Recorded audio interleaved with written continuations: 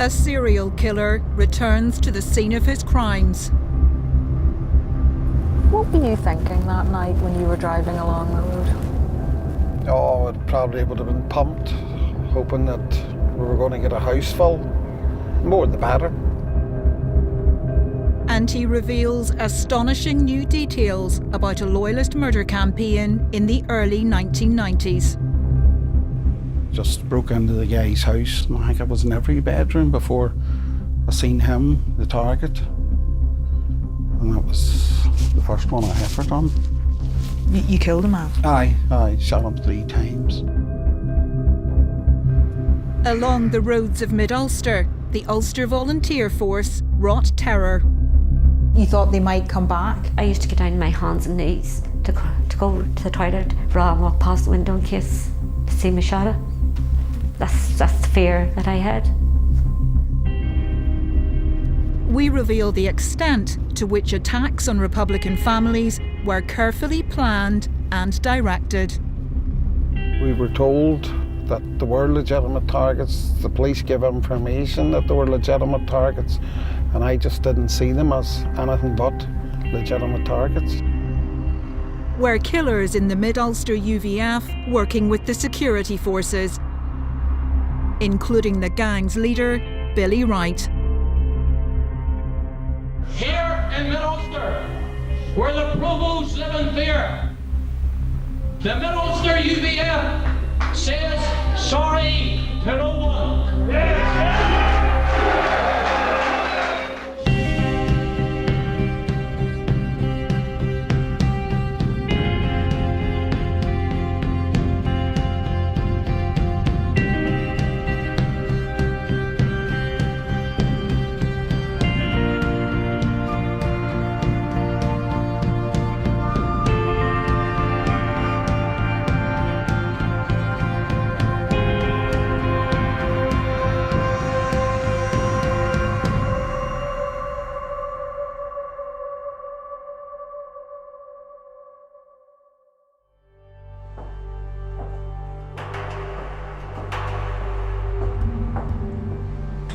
As the Troubles entered their 3rd decade, Northern Ireland seemed to be embroiled in a conflict without end. As the 1980s turned into the 90s, the paramilitary's list of targets appeared to be growing. Families attending a Remembrance Day service.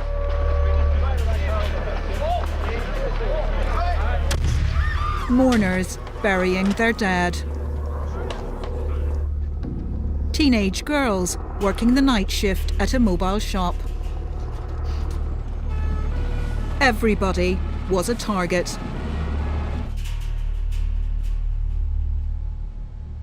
We live in fear every day. Something happens that somebody's going to be singled out.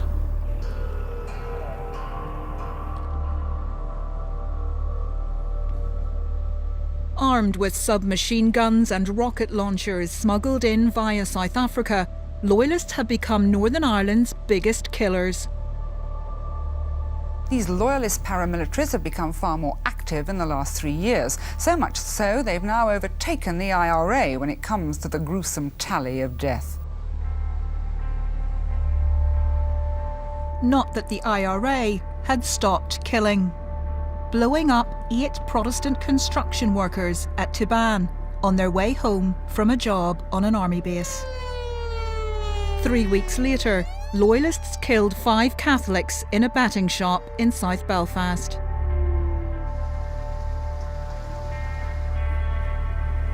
The early 90s seemed like the darkest of days. However, unknown to the vast majority of people, the Republican leadership, with the help of moderate nationalist leader John Hume, was in secret contact with the British government and edging towards a ceasefire.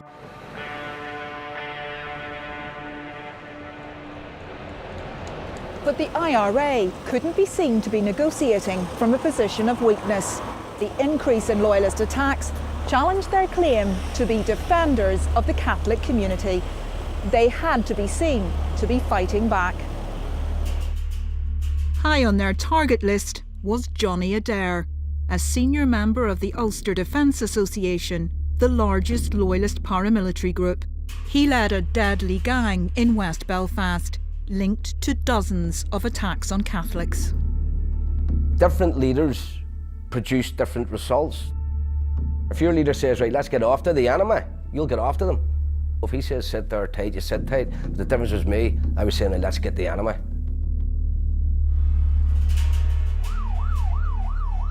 In October 1993, the IRA tried to kill Adair with a bomb placed in the shop below the UDA's headquarters. The Shankill Road was busy with lunchtime shoppers when the attack happened. Two men dressed in white coats walked into Frizzell's fish shop at 1:15 and placed the bomb on the floor. The bang went off and everybody running, the thing came down around them. And the people are all, I'm sure they're all killed that was in it. But when the bomb went off, Johnny Adair wasn't in the building.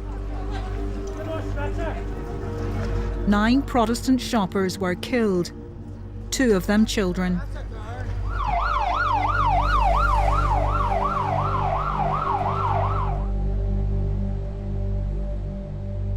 Everyone knew what was coming next. I think definitely something will happen. There'll be a reprisal somewhere along the line. Somebody will get it. Panic and bloodshed in Belfast this afternoon. The dead, the dying, the injured in the Rising Sun pub were all victims of loyalist gunmen.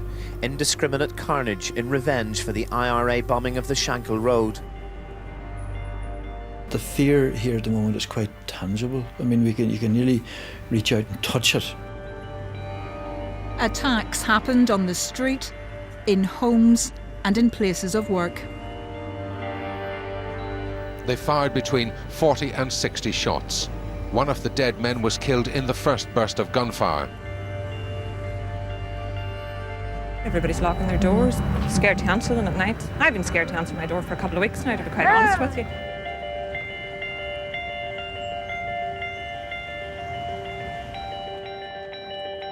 It was the bloodiest month since the 70s. 24 people died in 1 week alone.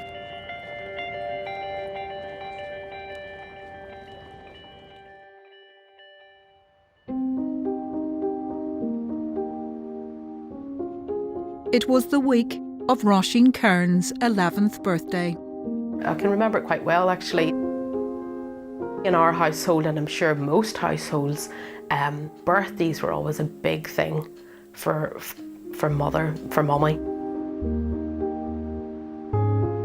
It was a happy wee bit of occasion because Roisin was in her element. She was getting plenty of presents. At 7:30 that night, the Catholic family finished the party with a photo. We finally got them round the table for this wee party, and you know, they were fed up on me and the camera. I was constantly taking photos. 10 minutes after Sheila Kearns took this photograph, she, her husband Eamon and youngest son Liam left the house. Roisin stayed behind with her elder brothers, 22-year-old Jared and 18-year-old Rory. Jared and Rory were sitting in this room. And Rory was sitting exactly here because the TV would have been there. So Rory would have been here, facing that way. And Jared was just behind us here, facing into that corner. I was in the kitchen, so I had a little TV to myself.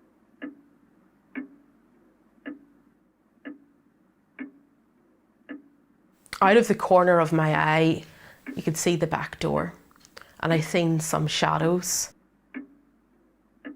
I must have felt something kind of ominous because I shouted up to Jared and Rory, "There's somebody at the back door." And just as I was moving down here, that's when the gunmen burst in. I just froze at the table. So you've got 2 men in navy blue boiler suits and black balaclavas and huge guns. And one of them rushes into the living room and another one puts his finger up to his mouth and looks at me. And he stands and watches me and I'm frozen. And I could hear kind of smashing and glass. 7 bullets were fired. The brothers died instantly. I don't know if this is minutes or seconds. And then they both run out past me through the back door.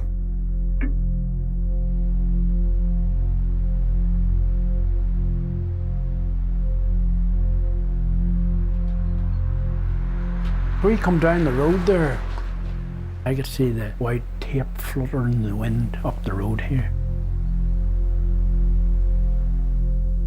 And I knew there was something desperately wrong.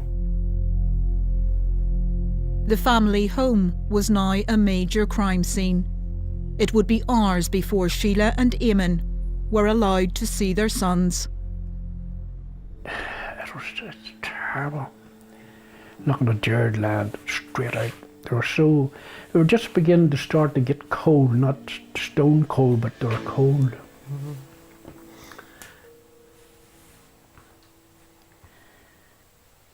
I couldn't describe when they don't move. There's no movement. It mystifies you because they were so strong and full of life. And this deafening silence now in your children.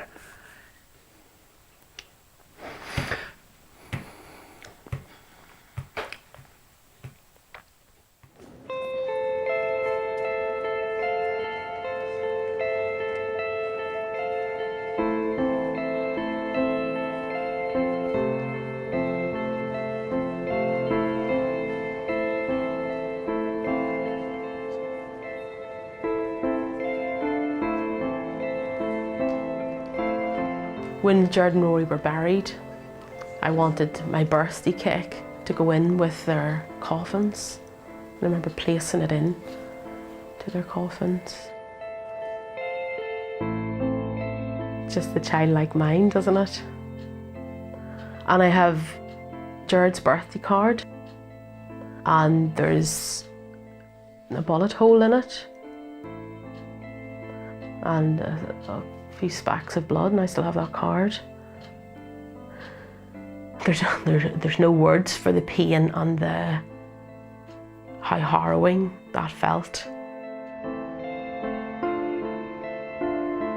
I always wanted to know why they were picked, why they were took out, why they could find this house, why they come into this house.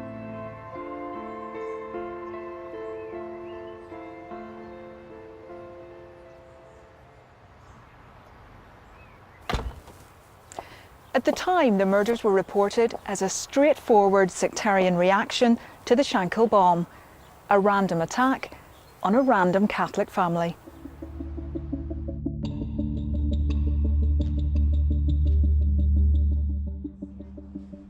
But we have found evidence that by this stage in the conflict, Loyalist violence was becoming less random and increasingly targeted. Where are we? Where are we now with the maps? Okay, so what we've got here is a list of Catholics who have died at the hands of Loyalists. For over a year, we have been examining hundreds of murders attributed to Loyalists. Although they claimed to be fighting the IRA, few of their victims in the 1970s had any known Republican connection. Those that did are shown in green. Most Loyalists were simply targeting anyone perceived to be Catholic, and by doing so, terrorising a whole community. Among the most notorious, a murder gang who became known as the Shankill Butchers. This killing is the last in a series of attacks on Catholic workers. As he was lying on the ground, the gunman stepped up to him and fired one more shot into his head before making his escape. 2 out of the 3 injured were Roman Catholics. They stalked traditionally Catholic areas, snatching victims off the streets, mostly at night, before torturing and killing them. Another has got wounds in his right arm and both legs.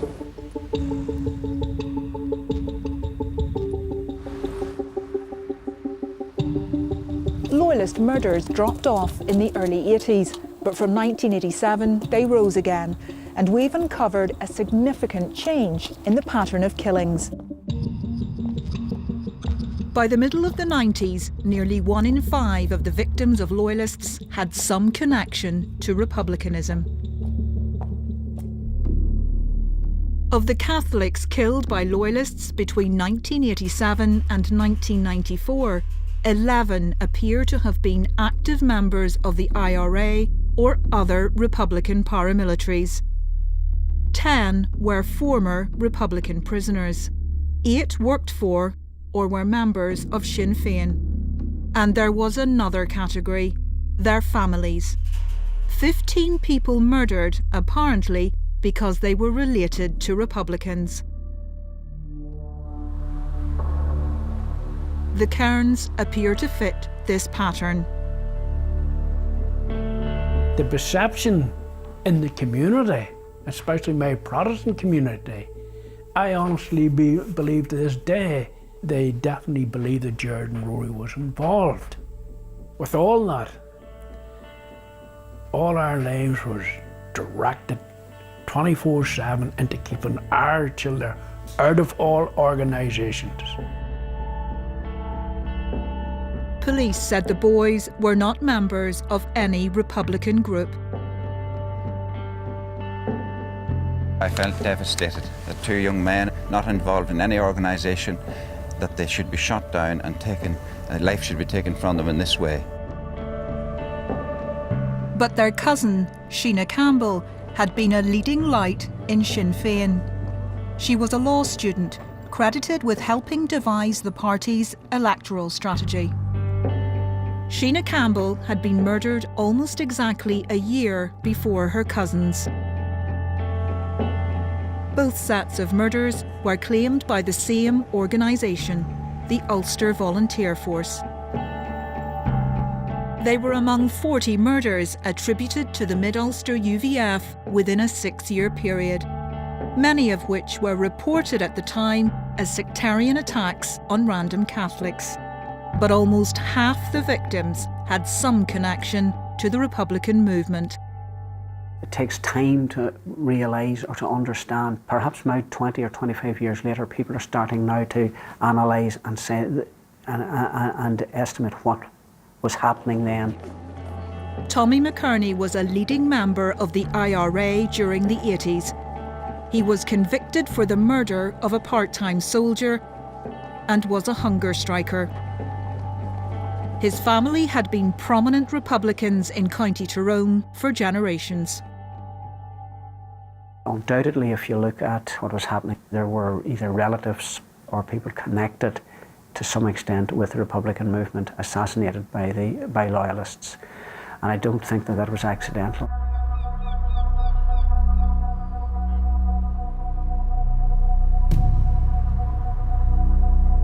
None of Wright's gang has ever spoken publicly about their activities. Until now.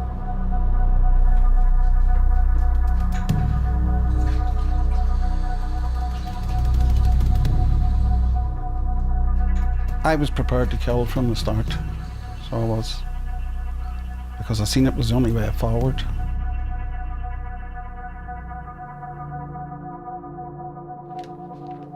In 1994, Lawrence Maguire became the first person in the United Kingdom to be convicted of directing terrorism. He admitted 41 offences, including 5 murders. His first victim was a 43-year-old Catholic father of 3. Terry McConville was in bed when a masked gunman broke into his house and shot him. The UVF have claimed he was a member of the IRA, but this has been denied by his family and by the security forces. Just broke into the guy's house, and I think I was in every bedroom before I seen him, the target. And that was the first one I ever done.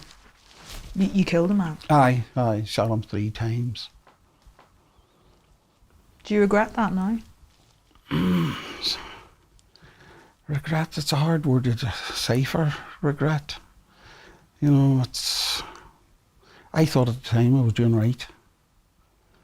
Whether I still think that, that's debatable. Who provided that man, or who set that man up for you as a target? Billy Wright.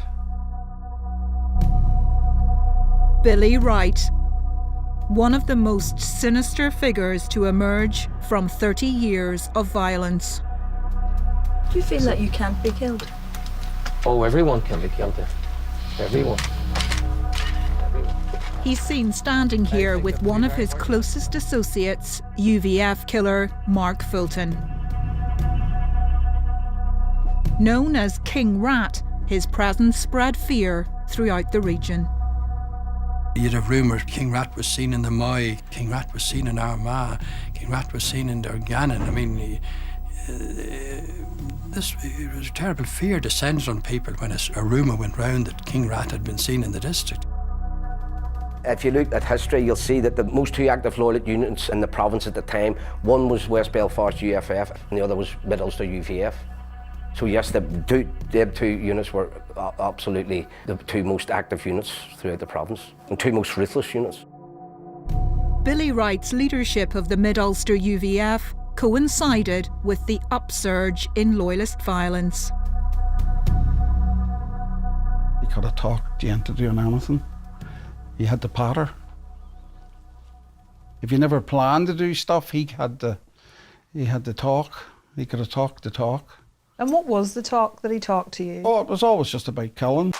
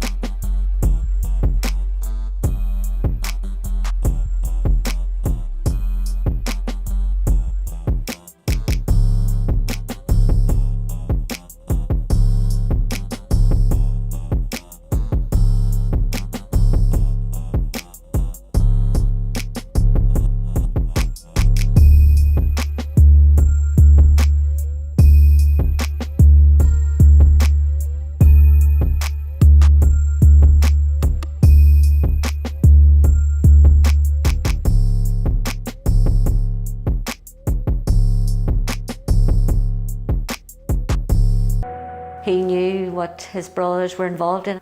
But I think it was just normality for Kevin, to go to visit the prisons to visit his brothers, or his brothers to be arrested and go to court and that. I think it was just the norm.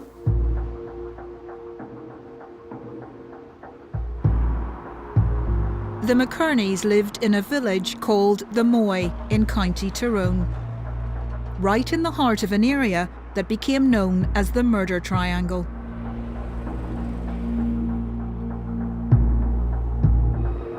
A few days before Christmas in 1991, a young Protestant teenager was brutally murdered here by Republican paramilitaries. Robin Farmer was a first-year commerce student in Edinburgh. He'd come home for Christmas and was helping out at his father's shop in the village of Moy when a gunman opened fire. The teenager was hit in the chest as he tried to shield his father, a former RUC reservist. Within days, the McKerneys received a death threat against the family butcher shop where Kevin worked. It was located just a few hundred yards from where Robin Farmer was killed. Granny and Grant come up that evening and just wanted us, said no, we could pack up and move to Monaghan. Son, please go, take your wife and children with you because there will be retaliation and you know that the butcher shop is going to be the target. So, but no, Kevin was adamant that he was born and reared in the Moy. He had his 4 children and me at home and he was going to stay. Despite the threat, the family opened their shop after the Christmas and New Year's holiday. Kevin came in and he gave me a kiss. He says, I'll see you later. And that was unusual because he had just said cheerio, waved at you, but he just come in and gave me a kiss and said, I'll see you later. Kevin McKerney and his uncle Jack were shot by the UVF late that afternoon.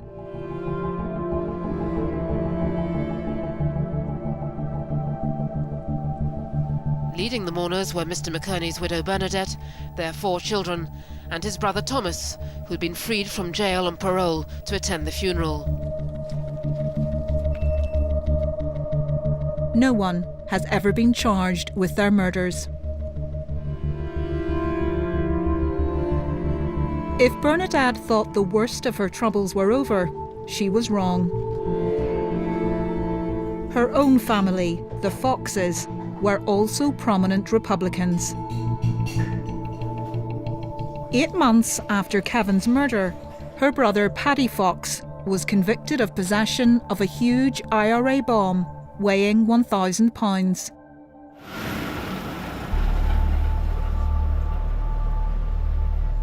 A week later, Bernadette and her sister Teresa called at their parents' house.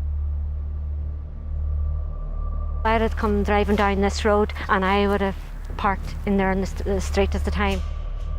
The original Fox home has been replaced. All I could hear was my RTZ squealing in the back. I could hear nothing, just horse squealing. Less than a year after her husband's murder, Bernadette McKerney discovered the bodies of her parents. We had a range in the kitchen and Daddy, he was lying beside it. And then I realised that they had been shot because I seen all the blood. Mummy had been lying and I seen bullet cases and that. Mummy was lying in the scullery and she had a sweeping brush beside her. Mummy would have probably took the sweeping brush to hit them a swipe. And we were told, when read in the inquest, our preliminary inquest thing was that she got her jaw broke where the gunman had hit her in the face with the bullet of the gun.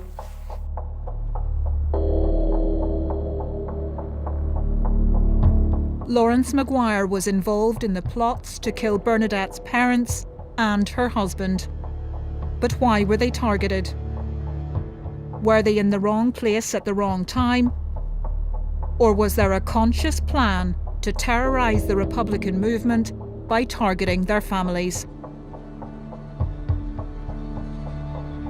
Lawrence Maguire has agreed to show me where the UVF gang carried out their attacks. We're coming up to the Foxes' house now. That's a good bit further back off the road. Maguire says the parents were not the targets. It wasn't the intention to kill them that night. It was actually Paddy they were looking for. So we were The son? The son. And it was just the mother and father there.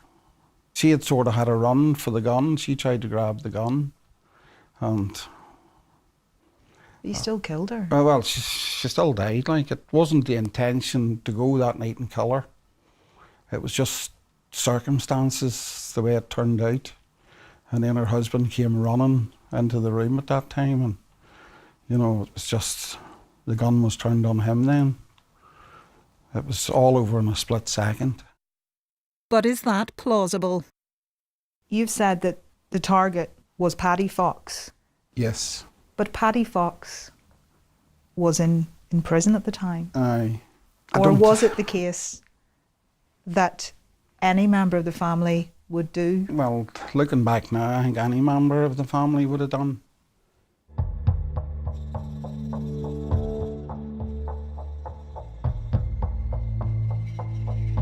Either way, the killings left the families paralysed with fear. You thought they might come back for more? As soon as come dark, and it's an awful thing to say, I lived out in the country and I lived in a bungalow, and for me to go to the toilet, I used to get down on my hands and knees to go to the toilet rather than walk past the window in case to see me shot. That's the fear that I had. Some Republicans believe that fear was part of a plan and that loyalists were colluding with the state. A deliberate strategy intended to weaken Republicans and make them more willing to compromise. I would argue that at some level there was a degree of collusion with the state, knowing that the Republican movement was at a senior level, unknown to the rest of us, but at senior level the Republican movement was contemplating a ceasefire. Lawrence Maguire claims Billy Wright was being fed information about his targets. All intelligence come from Wright. And where did he tell you he was getting his intelligence from? From police officers that were working with him.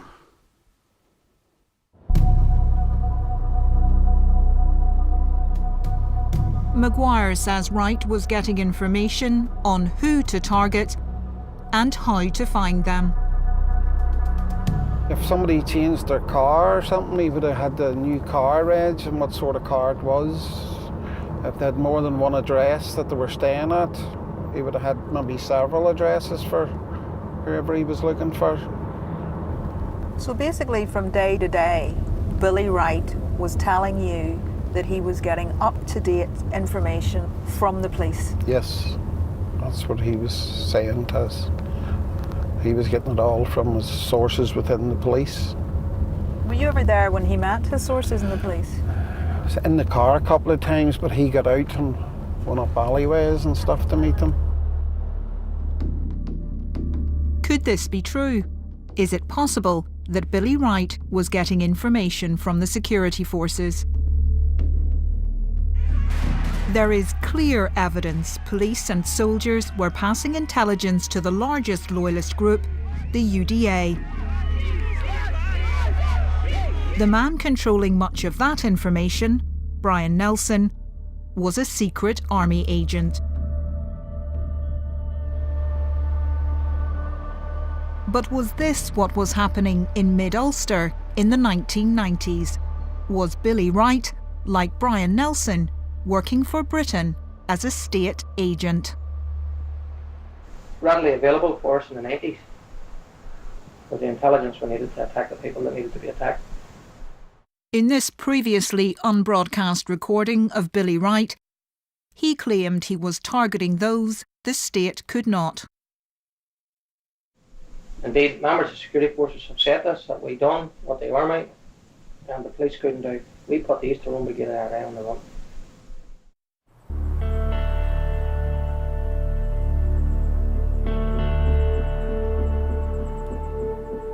Billy Wright and British military intelligence shared a common enemy in the East Tyrone IRA. In the 1980s, British intelligence identified the East Tyrone IRA as a particular threat, concluding that they could not be fought by police or by conventional forces. From then on, more IRA members were killed in County Tyrone than any other area, most ambushed by the SAS. It seems undercover troops were lying in wait for the IRA attackers. The soldiers formed a semicircle around the police station and simply waited. Included among the dead was Tommy McKerney's brother, Podrick, one of 8 IRA members killed in an ambush at Loughgall police station. But while those in the IRA accepted they could be killed, they didn't expect members of their families to be murdered.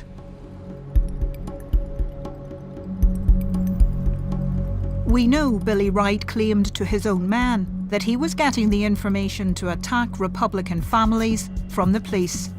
Was he also being protected? We've been told by 2 senior security sources that Billy Wright was an agent. Both sources say he was working for police and military. But what sort of agent was he? Was he an informer? Was he being leaked information by police officers? Or was he being directed to kill specific people? The truth is, we don't know for certain. What we can say is there was a shocking failure by the authorities to stop him and his gang's murderous campaign and to bring him to justice.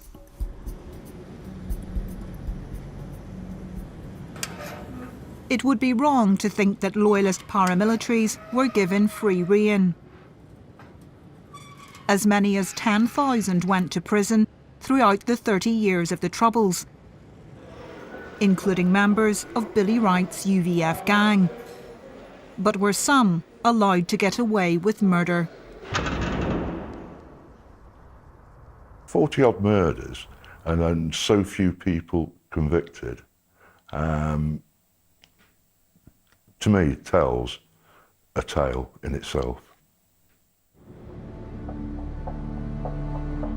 As part of a historical reinvestigation into Troubles-related deaths, retired Detective Chief Inspector Dave Hoare examined over 60 murders in Northern Ireland.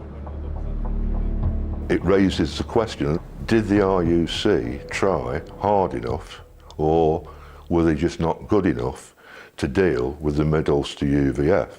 Well, I don't buy the argument that they weren't good enough. They were certainly good enough.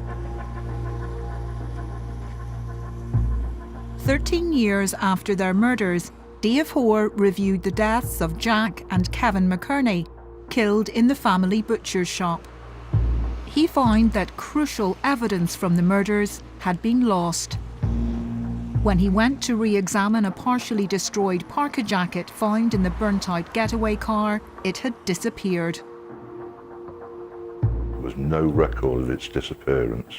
And there could only be 2 explanations for that. One, that it, through administrative chaos or incompetence, it had been discarded and disposed of, or it had been deliberately disposed of. It's not the only piece of evidence that has gone missing in cases involving Billy Wright's UVF team. Other forensic evidence has also disappeared. And in 1998, hundreds of police files dealing with Republican, Loyalist and security force killings in Mid-Ulster were destroyed because of reported asbestos contamination. Among the files destroyed were interview notes relating to the murders attributed to Billy Wright's gang.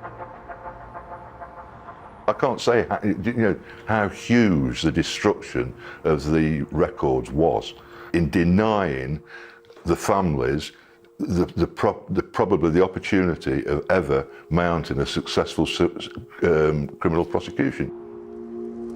There were health and safety measures that could have been taken to clean those exhibits quite safely and retain them. But that wasn't done, and it seems there was a cost implication to it. The decision was made to destroy all of those exhibits, which were vital evidence in unsolved murder investigations. That evidence has then gone forever when you did it.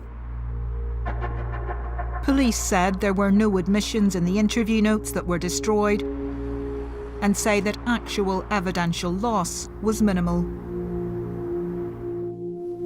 The opportunities for finding out what happened are shrinking, but there is one other person who could hold the answers, a prolific killer who was present at the planning or execution of almost all of the murders we've looked at. You said that in the Mid-Ulster team there were 3 key shooters. Yes. Gunmen. Mark Fulton was one. Yes. Now deceased. You were one. Yes. The third man has never been charged with any terrorist offence. How many people do you think he killed? No, I would say somewhere between 10 and 15. Multiple sources have told us this is the third gunman. Seen here in his current role as an outreach worker with the Evangelical Elim Church in Portadown. My name is Alan Oliver. I'm 42 years of age and I have been born and bred in Portadown, lived there all my life. Alan Oliver is a man who appears to have turned his life around. I was heavily involved in organised crime and political violence. In no way do I stand today here to justify that. He was a close associate of Billy Wright. They're pictured here together at a house party in Portadown in 1990, at a time when Oliver's name would come up regularly in police files. Intelligence suggests that Oliver was a gunman in the murders, but he was never convicted of one, and neither was Wright. Oliver has been linked in court to the killing of 3 people at the mobile shop in Craigavon in 1991. 2 of the victims were teenagers, 19-year-old Eileen Duffy and 16-year-old Katrina Ranney. The primary target was a former Sinn Féin member who owned the shop, but it seems anyone at the scene would be killed. The man who drove the getaway car was caught, and he named Oliver as the gunman in the triple murder, but it wasn't enough to justify charging him.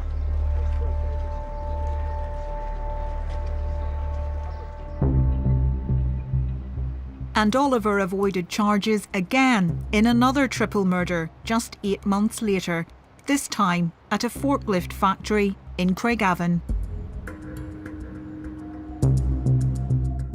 Another UVF member told police he handed the murder weapon to Alan Oliver.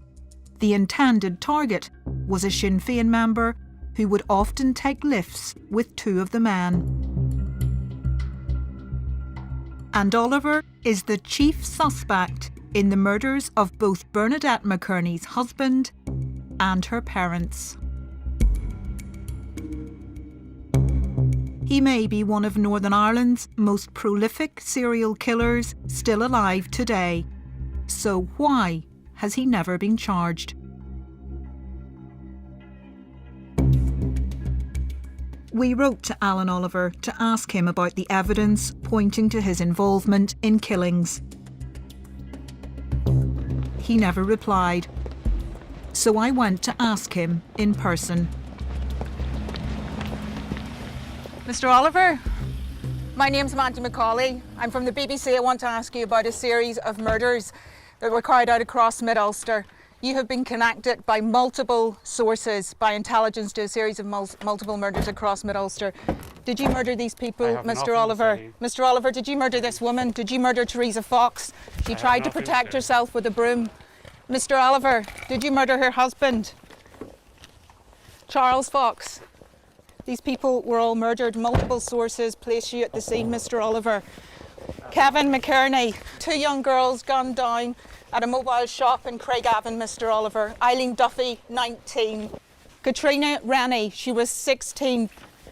Do you remember? You're placed at the scene. Why won't you talk to us? Are you being protected?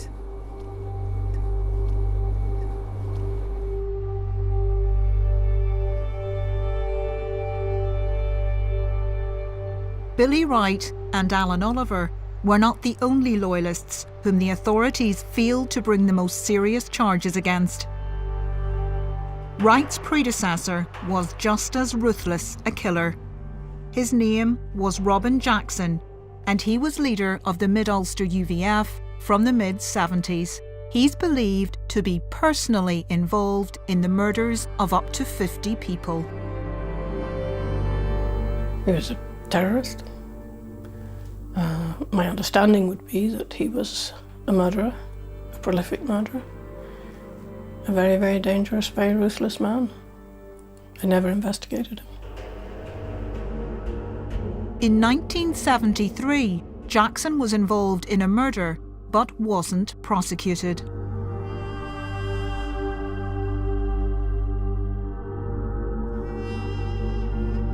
These are copies of an army logbook that record Robin Jackson's first arrest.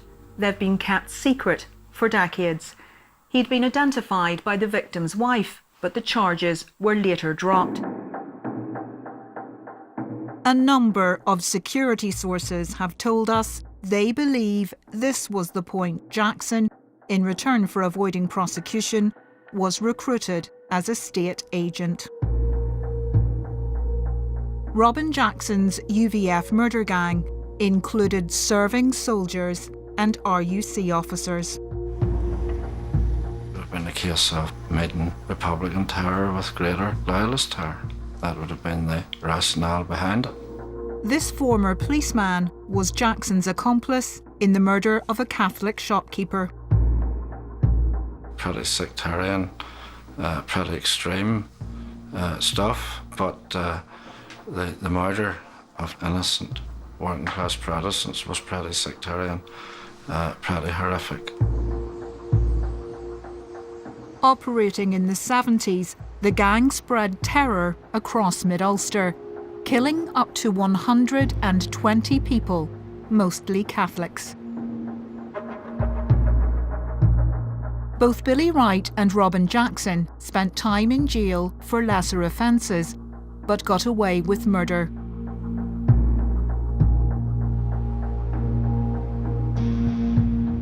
Yes, that's one of the last photos.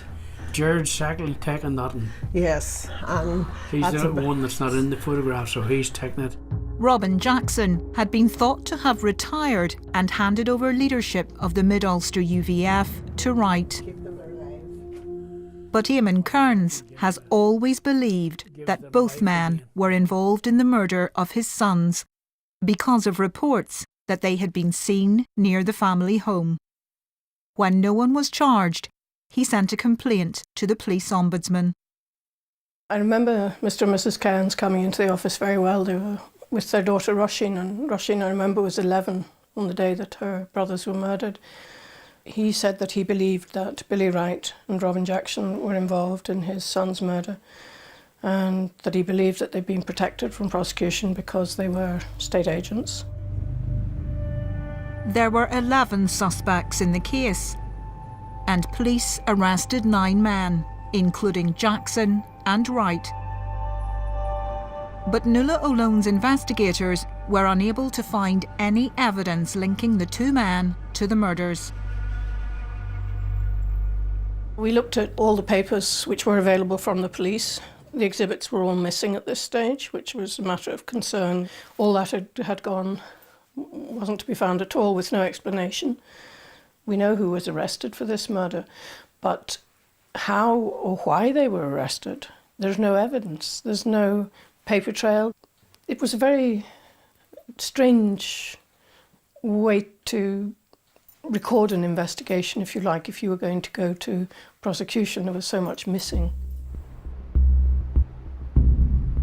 But without evidence linking Wright and Jackson to the murders, Nuala Olone couldn't order a reopening of the investigation to test Eamon Kearns' belief they were behind the murders.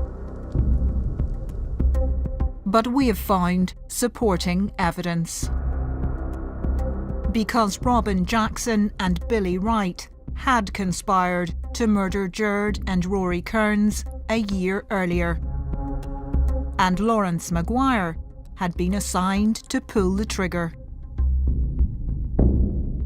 Robin was the main one, and that's the first time I'd met the fella. He was the man that was running it that night. So Robin Jackson was the one who planned to kill the Kearns brothers? And that was the first time you met him when they attacked. Where did you plan the attack? It was a flat somewhere. I can't be 100% certain where the flat was. The leaders of the Mid-Ulster UVF planned to murder all 3 of the Kearns brothers. And can you remember anything of what he said? No, he just hadn't heard that much about him. And it was probably a bit in awe of the guy, But no, it's him and Wright done most of the talking, but So Billy Wright was there that night? Oh, aye, he was there. He was always there.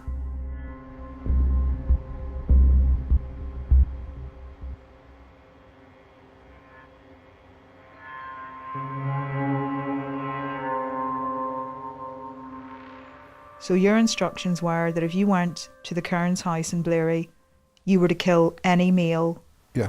that you saw in the house. Yeah. So if the third brother, if he had been there, you'd have killed. He would have been killed as well. And if the father had been there? He would have been done too. So he would. His instructions was to kill the three brothers, and if there was anybody else, like if they had mates in, they would have probably have got it too. We wouldn't have been taking time to ask for names,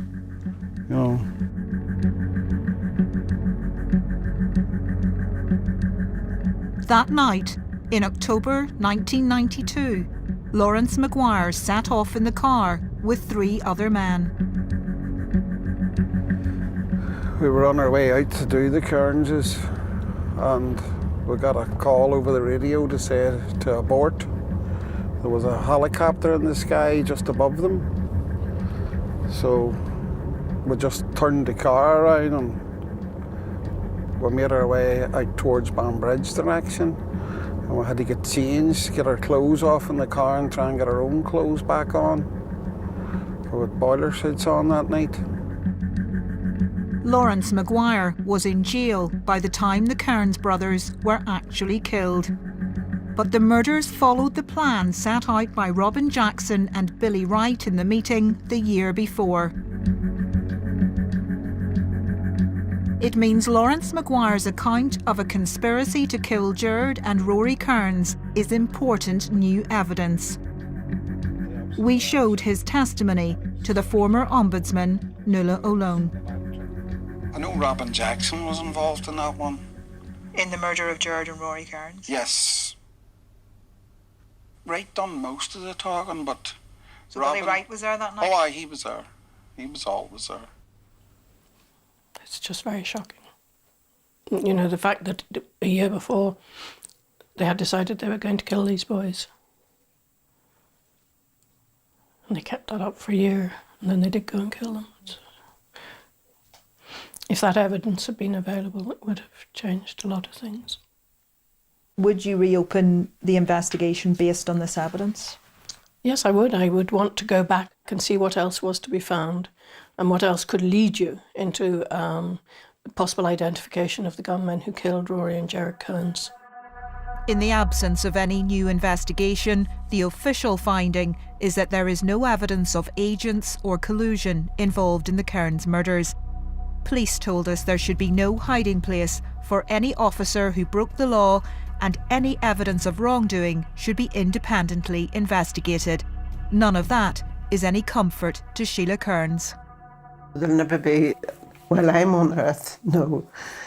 I'll never get peace. Never. I know I'm glad that the other children are getting on and, getting on with their lives, but...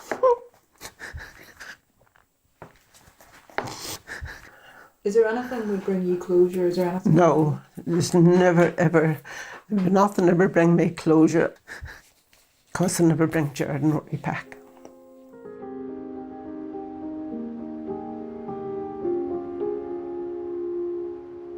Maguire's testimony proves the Kearns brothers' murders were not random. They had been targeted for over a year. And they appear to have been singled out because of their family connections.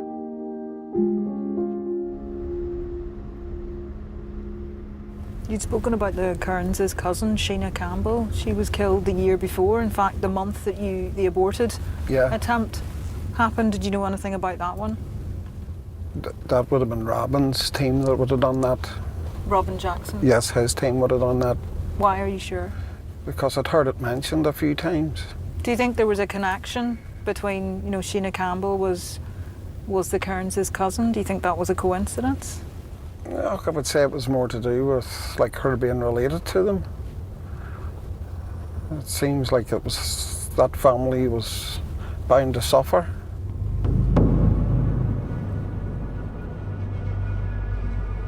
Was there a deliberate strategy to kill family members of committed Republicans? Billy Wright certainly thought so. It got under the IRA. That never again would there be a Taban. Never again would there be an Enniskillen. Whenever the reality of 8 or 9 people down came home to its own community, it wasn't long until internal pressures within the Republican movement and nationalist community changed its direction.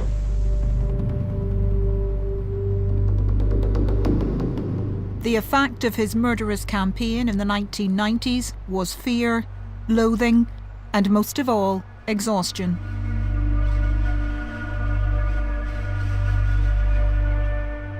Two things were happening. The British Army was killing active Republicans. Loyalism was killing relatives of Republicans.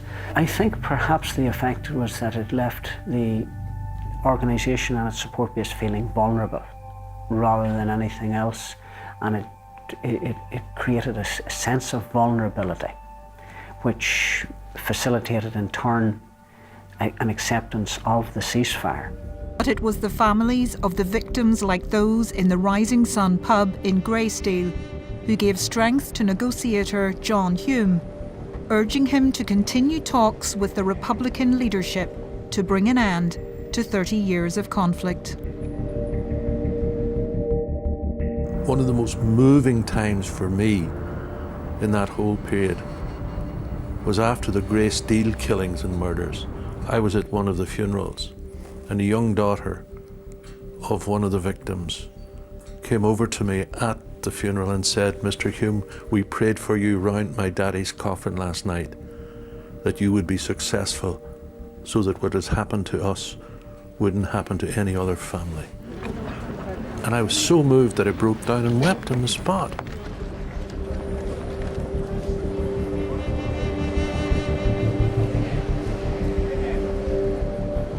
A ceasefire did come, leading to the end of the conflict and allowing jailed killers like Lawrence Maguire an early release from prison. But for the victims of that final burst of violence, it was too late.